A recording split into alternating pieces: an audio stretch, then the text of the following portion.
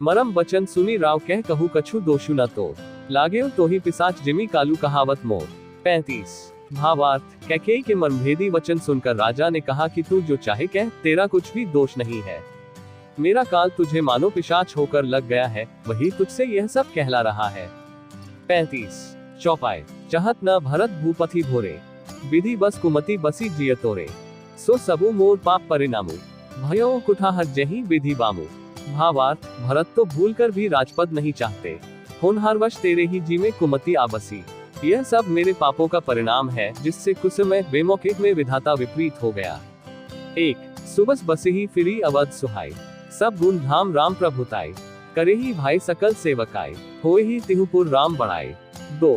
भावार्थ। तेरी उजाड़ी हुई यह सुंदर अयोध्या फिर भली भांति बसेगी और समस्त गुणों के धाम श्री राम की प्रभुता भी होगी। सब भाई उनकी सेवा करेंगे और तीनों लोकों में श्री राम की बढ़ाई होगी। 2। तोर कलंकु मोर पछताओ, मोहु न मिटही न जाही काओ, अब तो ही नीक लाग करू सोई, लोचन ओट बैठा मुहु गोई। 3। भावार्थ। केवल तेरा कलंक और मेरा पछतावा मरने पर भी नहीं मिटेगा, यह किसी तरह नहीं जाएगा।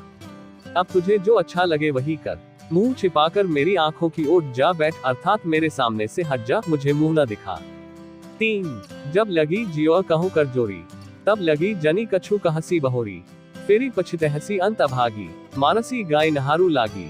4। भावार्थ। मैं हाथ जोड़कर कहता हूँ कि जब तक मैं जीता रहूं, तब तक फिर कुछ न कहना, अर्थात मुझसे न बोलना। अरे अभागिनी, फिर तू अंत में पछताएगी जो तू नहारू ताक के लिए गाय को मार रही है। 4। दोहा। परेयो राव कही कोटि विधि काहे करसी निदानु, कपट सयानी न कहती कछु जागती मनहु मसानु। 36। भावार्थ।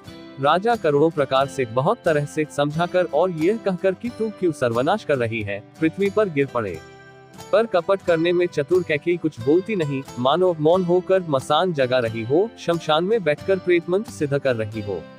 36। चौपाई। राम राम रट बिकल भुवालू, जनु बिनु पंख बिहंग बेहालू, हृदय मनाव भोरू जनी होई, राम ही जाय कहे जनी कोई। 1। भावार्थ। राजा राम राम रट रहे हैं और ऐसे व्याकुल हैं जैसे कोई पक्षी पंख के बिना बेहाल हो। वे अपने हृदय में मनाते हैं कि सवेरा ना हो और कोई जाकर श्री रामचंद्र जी से यह बात न कहे। 1। उदो करहु जनी रवि रघुकुल गोर, अवध बिलो की सूल होई ही ओर, भू प्रीति कैकी कठिनाई, उभय अवधि विधि रची बनाई। 2। भावार्थ। हे रघुकुल के गुरु बड़ेरे मूल पुरुष सूर्य, आप अपना उदय न करें, अयोध्या को बेहाल देखकर आपके हृदय में बड़ी पीड़ा होगी। राजा की प्रीति और कैकेयी की निष्ठुरता दोनों को ब्रह्मा ने सीमा तक रचकर बनाया है, अर्थात राजा प्रेम की सीमा है और कैकेयी निष्ठुरता की। 2। बिलपत नृपहि भयो भिनुसारा, बीना बेनु संत धुनि द्वारा, पढ़ी भाट गुण गावही गायक, सुनत नृपहि जनु लागही सायक। 3। भावार्थ। विलाप करते करते ही राजा को सवेरा हो गया, राजद्वार पर वीणा बांसुरी और शंख की ध्वनि होने लगी। भाट लोग विरुदावली पढ़ रहे हैं और गवैये गुणों का गान कर रहे हैं, सुनने पर राजा को वे बाण जैसे लगते हैं। 3। मंगल सकल सोहाही न कैसे, सहगामिनी ही विभूषण जैसे, तेही निसी नीत परी नहीं काहू, राम दरस लालसा उछाहू। 4। भावार्थ। राजा को ये सब मंगल साज कैसे नहीं सुहा रहे हैं, जैसे पति के साथ सती होने वाली स्त्री को आभूषण। श्री रामचंद्र जी के दर्शन की लालसा और उत्साह के कारण उस रात्रि में किसी को भी नींद नहीं आई।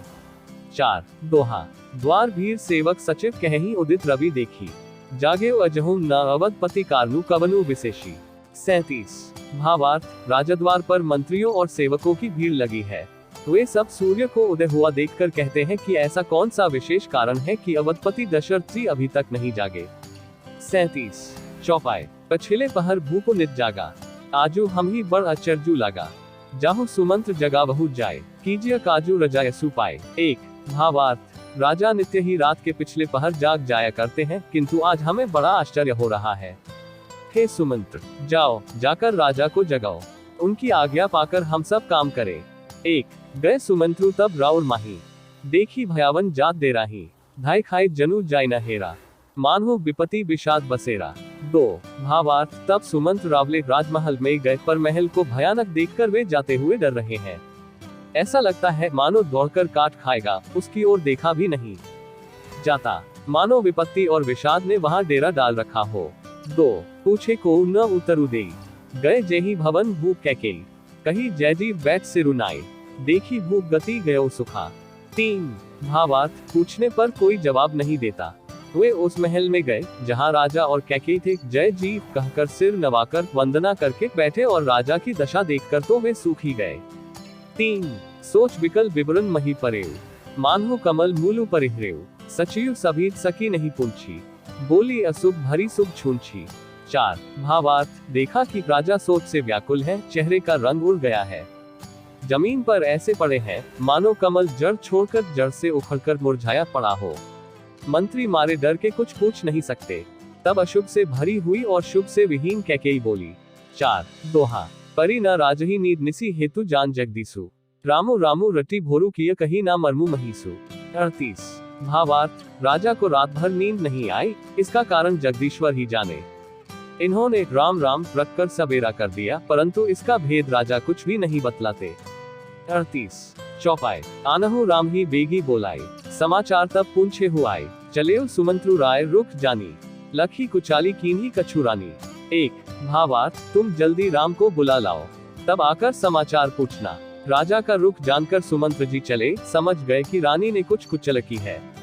1 सोच विकल मग परी न पाओ, राम ही बोली कही ही का राव, और धरी धीर जू गयो द्वारे, पूंछी सकल देखी मनु मारे। 2 भावार्थ, सुमंत्र सोच से व्याकुल हैं, रास्ते पर पैर नहीं पड़ता, आगे बढ़ा नहीं जाता, सोचते हैं राम जी को बुलाकर राजा क्या कहेंगे। किसी तरह हृदय में धीरज धरकर वे द्वार पर गए। सब लोग उनको मन मारे उदास देखकर पूछने लगे। 2 समाधानु करी सो सबही का, गयो जहाँ दिन कर कुल टीका, राम सुमंत्र ही आवत देखा, आदरु कीन पिता समलेखा। 3 भावार्थ, सब लोगों का समाधान करके किसी तरह समझा बुझाकर सुमंत्र वहां गए जहां सूर्यकुल के तिलक श्री रामचंद्र जी थे। श्री रामचंद्र जी ने सुमंत्र को आते देखा तो पिता के समान समझकर उनका आदर किया। 3 निरखी बदलू कही भूप रजाई, रघुकुल दीपही चले लेवाई, रामो कुभाती सचिव संग जाही, देखी लोग जह तहबिल खाही। 4 भावार्थ, श्री रामचंद्र जी के मुख को देखकर और राजा की आज्ञा सुनाकर वे रघुकुल के दीपक श्री रामचंद्र जी को अपने साथ लेवा चले। श्री रामचंद्र जी मंत्री के साथ बुरी तरह से बिना किसी लवाजमे के जा रहे हैं, यह देखकर लोग जहां तहां विषाद कर रहे हैं। 4 दोहा, जाय दीख रघुवंश मणि नरपति निपट को साजू, सहमी परेव लखी सिंधिनी मनु वृद्ध गजराजू। 39 भावार्थ, रघुवंश मणि श्री रामचंद्र जी ने जाकर देखा कि राजा अत्यंत ही बुरी हालत में पड़े हैं, मानो सिंहनी को देखकर कोई बूढ़ा गजराज सहम कर गिर पड़ा हो। 39 चौपाई, सुखी अधर जरी सबू अनबू, मनहु दीन मनिहीन भोनबू, सरोष समीप दीखी कैकेयी, मानहु मीचू घरी गनी लेई। 1 भावार्थ, राजा के होठ सूख रहे हैं और सारा शरीर जल रहा है, मानो मणि के बिना सांप ढकी हो रहा हो। पास ही क्रोध से भरी कैकेयी को देखा, मानो साक्षात मृत्यु ही बैठी राजा के जीवन की अंतिम घड़ियां गिन रही हो। 1 श्री राम कैकेयी संवाद, करुणा में मृदु राम सुभाव, प्रथम दीख दुखु सुना न काओ, तत्पी धीर धरी समूह विचारी, पूंछी मधुर बचन महतारी। 2 भावार्थ, श्री रामचंद्र जी का स्वभाव कोमल और करुणामय है। उन्होंने अपने जीवन में पहली बार यह दैख देखा, इससे पहले कभी उन्होंने दैख सुना भी न था। तो भी समय का विचार करके हृदय में धीरज धरकर उन्होंने मीठे वचनों से माता कैकेयी से पूछा। 2 मोहि कहू मातु तात दुख कारण, करिय जतन जेहि होई निवारण, सुनहु राम सबु कारनु एहु, राजही तुम पर बहुत स्नेहु। 3 भावार्थ, हे माता, मुझे पिताजी के दैख का कारण कहो ताकि उसका निवारण हो, दैख दूर हो, वह यत्न किया जाए। कैकेयी ने कहा, हे राम सुनो, सारा कारण यही है कि राजा का तुम पर बहुत स्नेह है। 3 देन कहेन ही मोहि दुई वरदाना, मांगेओ जो कछु मोहि सोहानो, सो सुनी भयो भूप और सोचू, छाड़ी न सकी तुम्हार संकोचू। 4 भावार्थ, इन्होंने मुझे 2 वरदान देने को कहा था, मुझे जो कुछ अच्छा लगा वही मैंने मांगा। उसे सुनकर राजा के हृदय में सोच हो गया, क्योंकि ये तुम्हारा संकोच नहीं छोड़ सकते।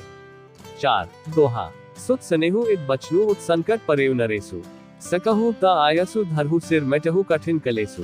40 भावार्थ, इधर तो पुत्र का स्नेह है और उधर वचन प्रतिज्ञा, राजा इसी धर्म संकट में पड़ गए हैं। यदि तुम कर सकते हो तो राजा की आज्ञा शिरोधार्य करो और इनके कठिन क्लेश को मिटाओ। 40 चौपाई, निधरक बैठी कही कटुबानी, सुनत कठिनता अति अकुलानी, जीव कमान बचन सर नाना, मनहु महिप मृदु लक्ष्य समाना। एक भावार्थ, कैकेयी बेधड़क बैठी ऐसी कड़वी वाणी कह रही है जिसे सुनकर स्वयं कठोरता भी अत्यंत व्याकुल हो उठी। जीभ धनुष है, वचन बहुत से तीर है और मानो राजा ही कोमल निशाने के समान है। एक जनु कठोर पनु धारे शरीरु, सिखाई धनुष विद्या बर बीरु, सबु प्रसंग रघुपति ही सुनाई, बैठी मनहु तनु धरी निठुराई। दो भावार्थ, इस सारे सात समान के साथ मानो स्वयं कठोरपन श्रेष्ठ वीर का शरीर धारण करके धनुष विद्या सीख रहा है। श्री रघुनाथ जी को सब हाल सुनाकर वह ऐसे बैठी है मानो निष्ठुरता ही शरीर धारण किए हुए हो। दो मन मुसुकाए भानुकुल भानु, रामो सहज आनंद निधानु, बोले बचन विगत सब दूषण, मृदु मंजुल जनु बाग विभूषण। तीन भावार्थ, सूर्यकुल के सूर्य स्वाभाविक ही आनंद निधान श्री रामचंद्र जी मन में मुस्कुराकर सब दूषणों से रहित ऐसे कोमल और सुंदर वचन बोले जो मानो वाणी के भूषण ही थे।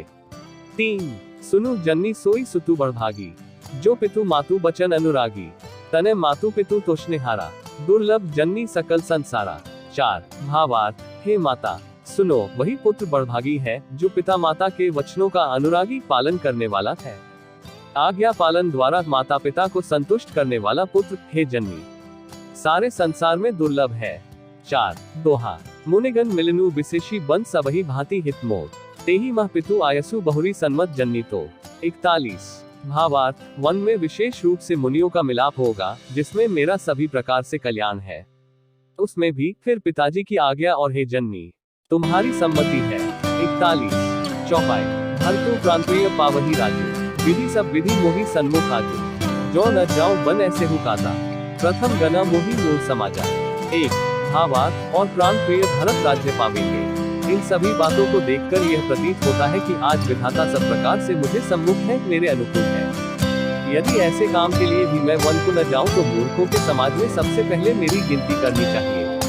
एक सेवनी अर्दु कल्पतरु त्यागी, करेही अमृत लेही विषु मागी, देव न पाए असमु चुकाही, देखो विचारी मातु मन माही। दो भावार्थ, जो कल्पवृक्ष को छोड़कर रैन की सेवा करते हैं और अमृत त्याग कर विष मांग लेते हैं, हे माता तुम मन में विचार कर देखो, वे महामूर्ख भी ऐसा मौका पाकर कभी न चुकेंगे। दो अमृत दुखु मोही विशेषी, निपट विकल नरनायकु देखी, थोड़े ही बात पिथी दुख भारी, होती प्रतीति न मोही महतारी।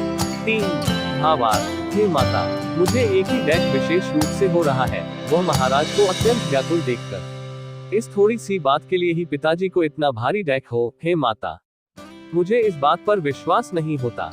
तीन राव धीर गुण उदधि अगाधु, भा मोहिते कछु बड़ अपराधु, जाते मोही न कहत कछु राव, मोरी सपत तो ही कहू सत्यभाव।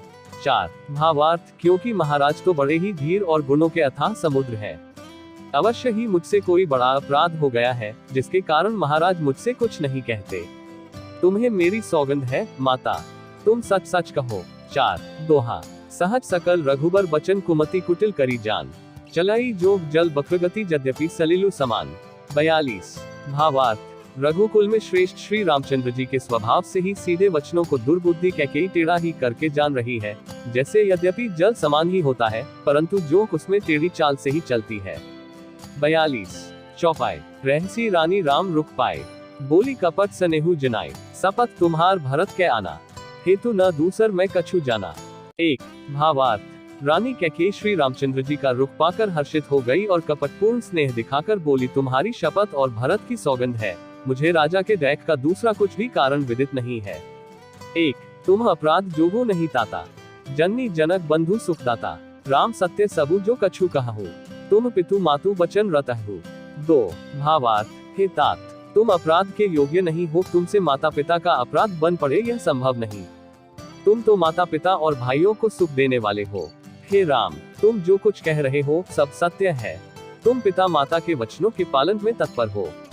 दो पिथि बुझाई कहूँ बलि सोई, चौथेपन जेही अजसु न होई, तुम सम सुवन सुकृत जेही दीन है, उचित न तासु निरादरु कीन है। तीन भावार्थ, मैं तुम्हारी बलिहारी जाती हूँ, तुम पिता को समझाकर वही बात कहो जिससे चौथेपन बुढ़ापे में इनका अपयश न हो। जिस पुण्य ने इनको तुम जैसे पुत्र दिए हैं उसका निरादर करना उचित नहीं। तीन लागही कुमुख बचन शुभ कैसे, मगह गयादिक तीरथ जैसे, राम ही मातु बचन सब भाए, जिमी सुरसरी गत सलिल सुहाए। 4 भावार्थ कैकेयी के बुरे मुख में ये शुभ वचन कैसे लगते हैं जैसे मगध देश में गया आदिक तीर्थ। श्री रामचंद्र जी को माता कैकेयी के सब वचन ऐसे अच्छे लगे जैसे गंगा जी में जाकर अच्छे बुरे सभी प्रकार के जल शुभ सुंदर हो जाते हैं। 4 श्री राम दशरथ संवाद अवधवासियों का विषाद कैकेयी को समझाना। दोहा गई मुरुछा राम ही सुमिरी नृप फिरी करवट लीन है, सचिव राम आगमन कही बिने समय समकीन है। 43 भावार्थ इतने में राजा की मूर्छा दूर हुई, उन्होंने राम का स्मरण करके राम राम कहकर फिर कर करवट ली। मंत्री ने श्री रामचंद्र जी का आना कहकर समयानुकूल विनती की। 43 चौपाई अवने पकनी रामू पगु धारे, धरी धीरजू तब नयन उघारे, सचिव सभारी राव बैठारे, चरण परत नृप रामू निहारे। 1 भावार्थ जब राजा ने सुना कि श्री रामचंद्र पधारे हैं तो उन्होंने धीरज धर के नेत्र खोले। मंत्री ने संभाल कर राजा को बैठाया। राजा ने श्री रामचंद्र जी को अपने चरणों में पड़ते प्रणाम करते देखा। 1 लिए स्नेह विकल उर लाए, गै मनी मनहु फनिक फिरी पाए, राम ही चिति रहेउ नर नाहु, चला बिलोचन बारी प्रबाहु। 2 भावार्थ स्नेह से विकल राजा ने राम जी को हृदय से लगा लिया, मानो सांप ने अपनी खोई हुई मणि फिर से पाली हो। राजा दशरथ जी श्री राम जी को देखते ही रह गए, उनके नेत्रों से आंसुओं की धारा बह चली। 2 सोक बिबस कछु कहे न पारा, हृदया लगावत बारही बारा, बिदेही मनाव राव मन माही, जेही रघुनाथ न कानन जाही। 3 भावार्थ शोक के विशेष वश होने के कारण राजा कुछ कह नहीं सकते। वे बार बार श्री रामचंद्र जी को हृदय से लगाते हैं और मन में ब्रह्मा जी को मनाते हैं कि जिससे श्री रघुनाथ जी वन को न जाए। 3 सुमेरी महेश ही कही नेहोरी, बिनती सुनहु सदाशिव मोरी, आशुतोष तुम अवधार दानी, आरती हरहु दीन जनु जानी। 4 भावार्थ फिर महादेव जी का स्मरण करके उनसे निहोरा करते हुए कहते हैं, हे सदाशिव आप मेरी विनती सुनिए, आप आशुतोष शीघ्र प्रसन्न होने वाले और अवधारदानी मुंह मांगा दे डालने वाले हैं, अतः मुझे अपना दीन सेवक जानकर मेरे दैख को दूर कीजिए। 4 दोहा तुम प्रेरक सबके हृदय सो मति राम ही देहु, बचनु मोर तजी रहे ही घर परिहरी सीलू स्नेहु।